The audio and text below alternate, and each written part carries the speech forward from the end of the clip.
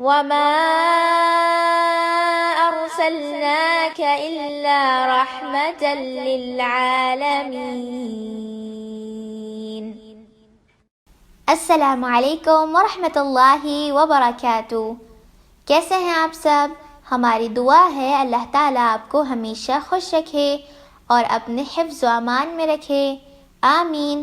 ہم آپ سب کو رسول اللہ صلی اللہ علیہ وسلم کی سیرت کے سفر میں خوش آمدید کہتے ہیں۔ آج انشاءاللہ ہم آپ کو بتائیں گے جب رسول اللہ صلی اللہ علیہ وسلم کے لیے مکہ میں رہنا بہت مشکل ہو گیا اور کسی بھی قبیلے نے رسول اللہ صلی اللہ علیہ وسلم کو پناہ نہیں دی، تو پھر رسول اللہ صلی اللہ علیہ وسلم کہاں گئے؟ غم ہی غم۔ ابو طالب اور حضرت خدیجہ رضی اللہ تعالی عنہا کی وفات کے بعد نبی صلی اللہ علیہ وسلم پر پریشانیوں کا سلسلہ ہی بن گیا۔ ایک پریشانی ختم نہیں ہوتی تھی، دوسری آ جاتی تھی۔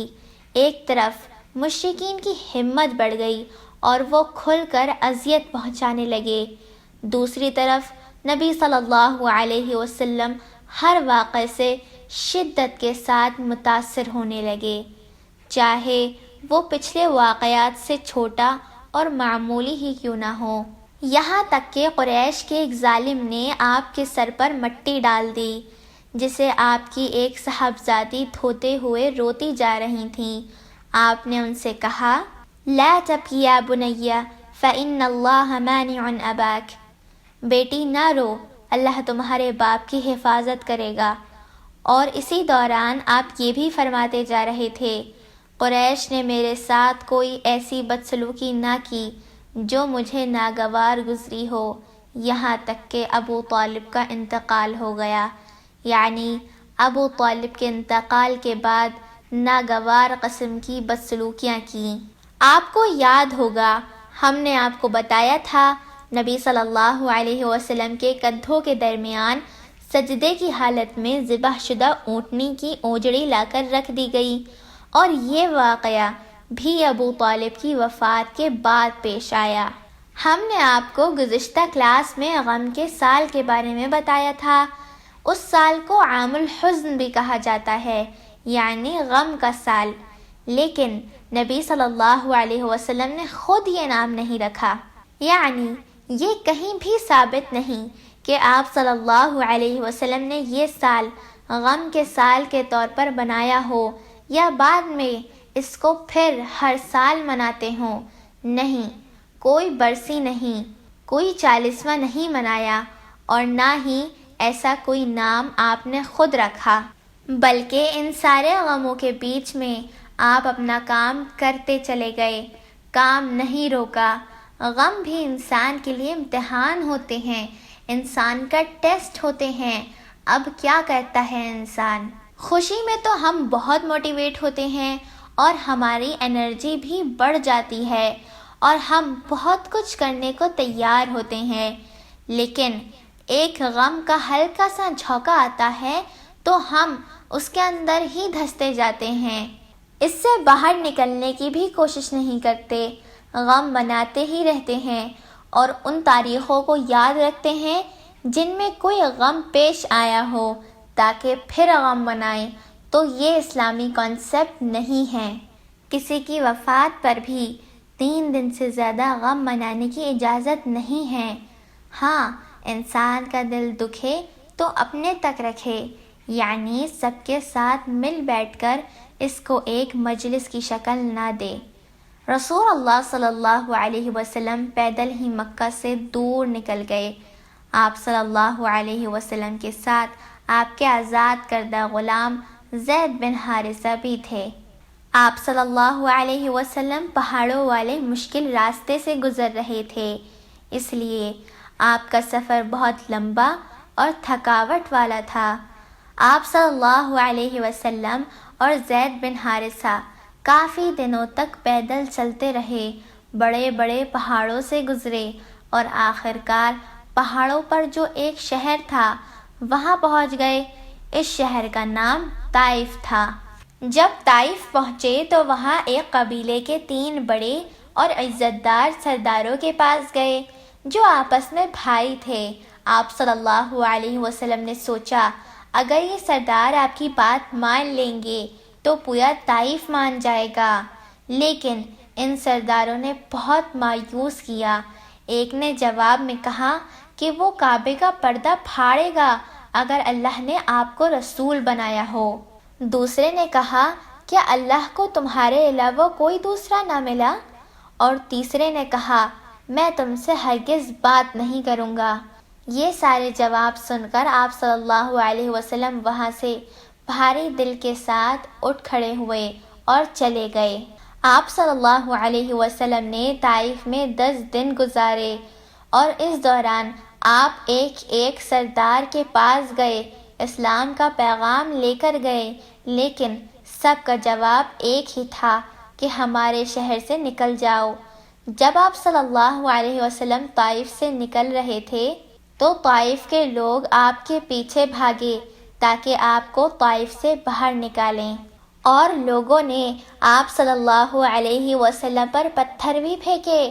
حضرت زید بن حارثہ آپ کو پتھروں سے بچانے کی کوشش کر رہے تھے، جس کی وجہ سے ان کے سر پر بھی چوٹ آئی، اور آپ صلی اللہ علیہ وسلم بھی اتنے زیادہ زخمی ہو گئے کہ آپ کے سارے بدن سے خون نکل رہا تھا۔ بہت سالوں بعد جب آپ صلی اللہ علیہ وسلم نے اس واقعے کے بارے میں حضرت عائشہ رضی اللہ تعالی عنہا کو بتایا تو یہ کہا یہ طائف کا دن یہ میری زندگی کا سب سے مشکل ترین دن تھا۔ آپ صلی اللہ علیہ وسلم کو اس طرح زخموں سے بھرے ہوئے طائف سے نکلنا پڑا۔ آپ صلی اللہ علیہ وسلم تقریباً بے ہوش ہو گئے اور نیچے بیٹھ گئے کیونکہ اب اور چلنا مشکل ہو گیا تھا، لیکن لوگوں کا ہجوم 2-3 میل تک آپ کے پیچھے آیا اور پھر آپ صلی اللہ علیہ وسلم کو دوبارہ چلنا پڑا۔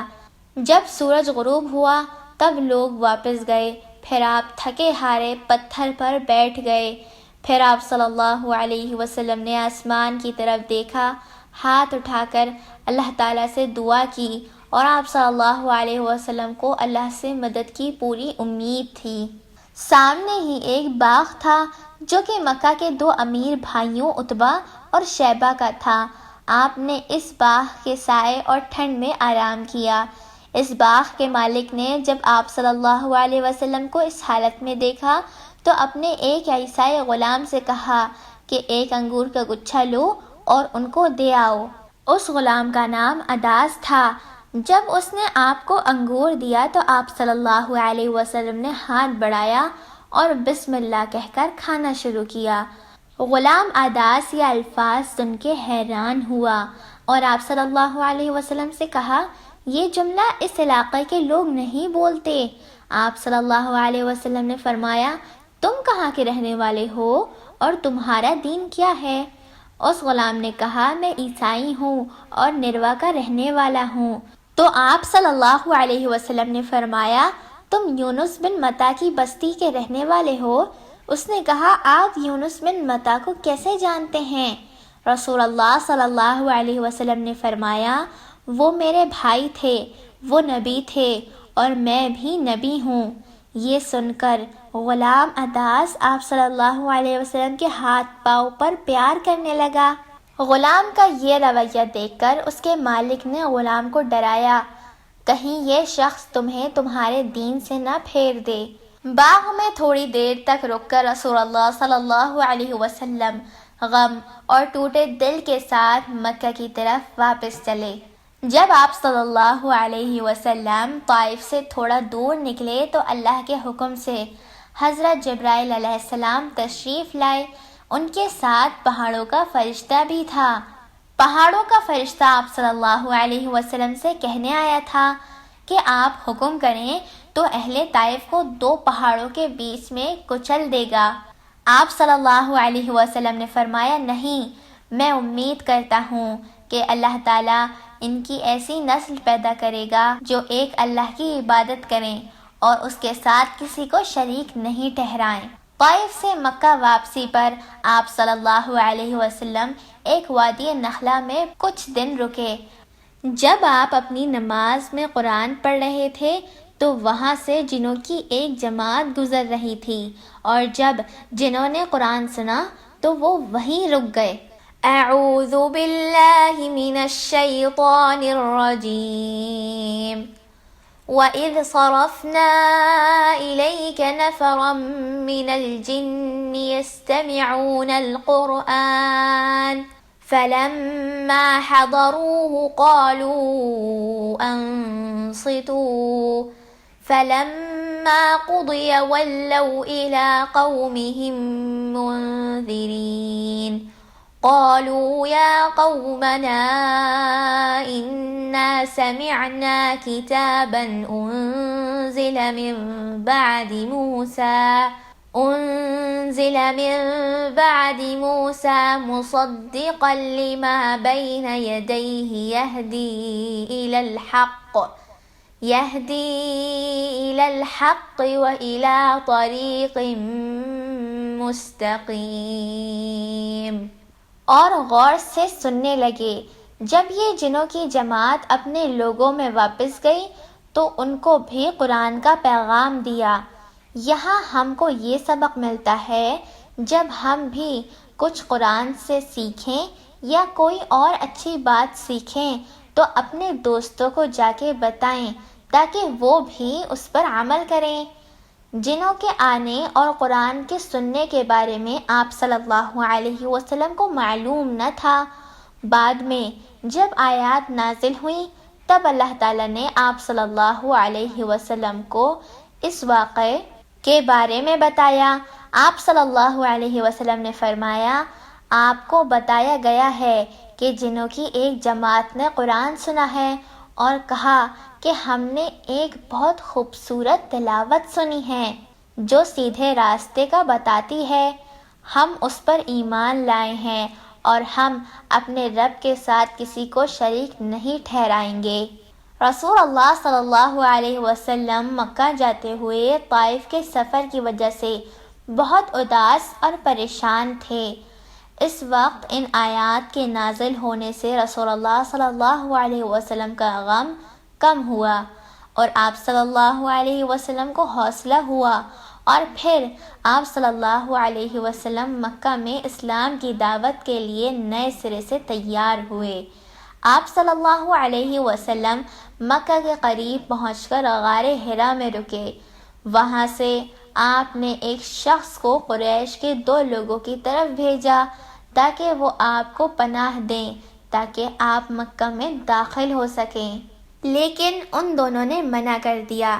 اس کے بعد آپ صلی اللہ علیہ وسلم نے یہی پیغام مطعم بن عدی کے پاس بھیجا۔